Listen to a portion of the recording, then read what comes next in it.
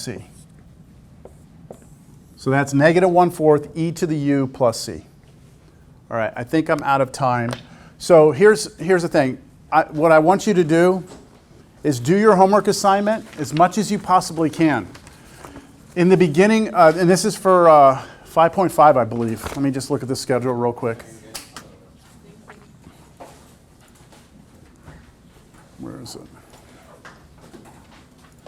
Yeah, this is 5.5 substitution rule, okay? It's page 306, 1 through 36.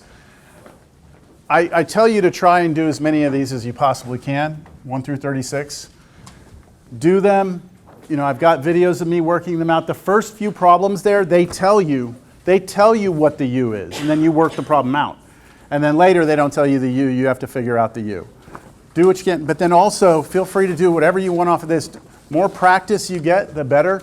Maybe you don't finish all of this by next class, but we are moving on, okay? The train will continue to roll. And next class, we're going to start integration by parts, which for most of you is going to be new. How many of you saw integration by parts in Cal 1? Anyone?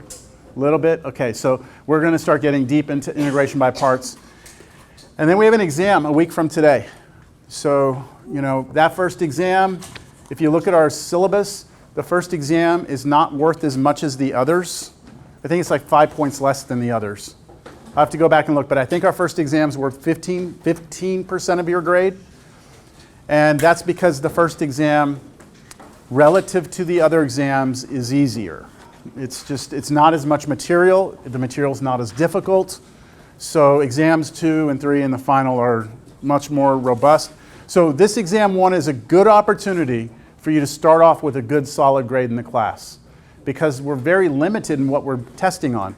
It's the stuff 3.5, 3.6, those are derivatives things, right?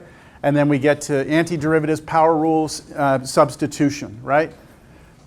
We won't have a lot of integration by parts on the test. I'll give you some, but not the harder ones. Integration by parts, there's like easy problems and hard ones. And I'll give you the easier ones on the first test. I'm going to do something. I'm going to get something for you. Just so y'all aren't expecting too much. Like, if I give you a review, then don't expect for me to also provide the answers to the review. If I give you a review and all you do is study the review, that's not going to be enough. Like, you need to study your homework as well. It's everything. The review is only to try to just give you something to make you feel better about yourself, right? So you're like, oh, I have a review, I need to do this. But really, you need to be doing your homework, practicing, right? And it's because y'all want reviews, right? You want a review. I know, I remember what it was like to be there. I know you want a review, but I don't want it to narrow your focus too much either, you know? Okay, that good? All right, do your homework. I'll see you next class. Be ready. Pardon? Oh, I didn't take attendance. I did a quiz, right? So